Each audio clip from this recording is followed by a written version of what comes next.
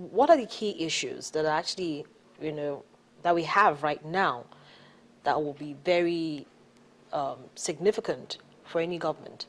Well, the big issue, first of all, we need to create a new economy. For 2-3 decades, we have been an oil and gas economy. Everything about our economy has always been what is the price of oil. We need to move out of that completely. And we have to have an economy that has an export base of a basket of several sectors: oil and gas, services, if like, we still do commodities, cocoa, whatever. We have to have then a capacity for the various governments, federal, state, and local governments, to generate revenue from their territories. So each state should have a capacity to generate revenues to run its government. So a government at any level, local or state, that has to go to Abuja to get a check to run its economy every month has to change. Yeah, but then, with the autonomy now for local governments, that will definitely change. They should now, or they will now, start to generate their own revenue. Well, the autonomy has always been there, but if you have autonomy and there are no economic activities in your local government or in your state sufficient for you to even tax, then the autonomy is useless. So the big transition we are making, we are being forced to make now. You are hearing each state government now saying we are going to do this for internally generated revenue. We are going to promote this industry. We're going to promote this industry. We are going to increase our capacity to collect tax. That is a big issue that every state and the federal government needs to address. Our capacity to collect existing taxes needs to be addressed. We are not even collecting anywhere near maybe 30-40% of what we should collect from existing activities. So we need to address capacity to collect tax. We need to address the inherent strength of the Nigerian economy, which has never been oil. Oil and gas has never employed more than maybe 500,000, far less than 500,000 people at any point in time.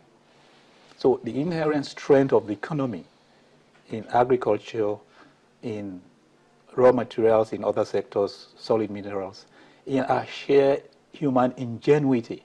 If you look at Nollywood, it is an industry created out of our brains. There are other sectors, ICT. There are countries that make more money from ICT than from oil.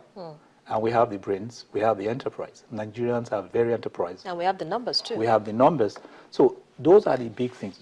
One simple but difficult thing to do is to have broadband. If you have broadband across Nigeria, many young people will not look for jobs.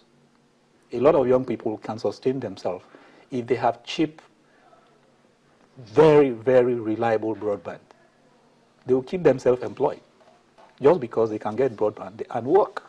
You can work for a company in Australia from Nigeria if you have solid broadband and it is cheap.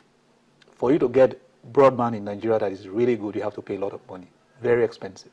So those are the key things we need to address. Our inherent resources are there. We already have a lot of high internet network on our shores. By the coastline, you have very high internet there by the various undersea cables that have brought internet to our shores. But as you step out of Lagos to the next state, up country, internet just dries up because the infrastructure to take the internet there at a low price, low enough for a high school student to have very fast broadband and afford a very small, cheap computer, is still an issue.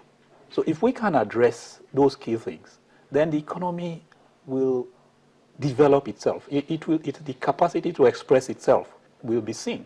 Let me take you back on this taxation matter. I know you also mentioned, when we started this conversation, that a lot of states and even the federal government's budget are low for 2015. And there isn't going to be so much attention paid to infrastructure because you said the construction sector might suffer. Now we're talking about generating revenue internally, and most states are going to be, of course, taxing the private sector. So that's also going to be a challenge because, you see, the only reason why most companies will gladly and willingly pay tax is if they see the infrastructure that they're paying for. And so that also now becomes a challenge in this transition period. Well, for a long time, the solution that is possible in the scenario you just described was PPP, public-private partnership.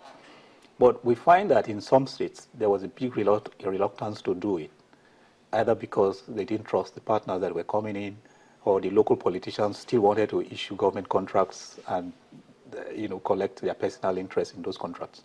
But where we are now, everyone from federal to local governments cannot afford the luxury of saying, I want to do everything. I want to build all the roads, I want to build all the bridges, I want to build all the hospitals, because we don't have the money. So every level of government will have to look at serious engagement with the private sector. And essentially say to the private sector, we will need to create jobs, we need to provide infrastructure in our local government, federal and state government institutions or assets, but we don't have the money.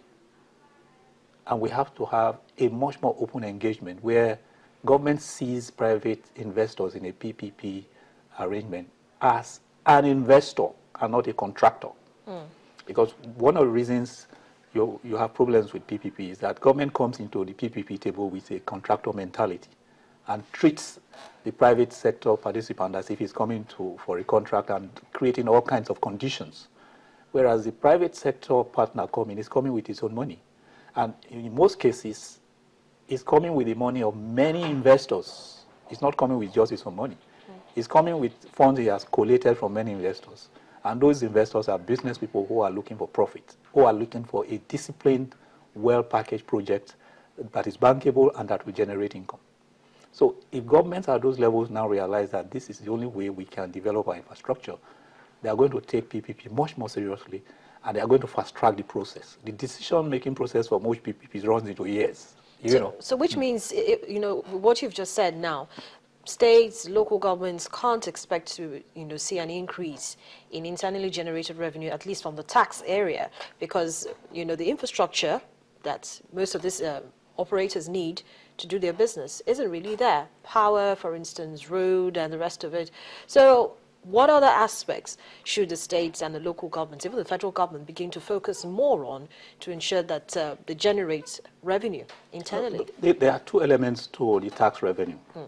The first level is collecting what you ought to collect. If in a state now you have 3,000 enterprises, or let's say 100,000 enterprises that are actually in the state, and you are only collecting taxes from 15,000 or 20,000 out of 100,000. So first of all, deal with that. Get all the enterprises in your state, no matter how small your state is, and increase your tax by simply taxing what is available.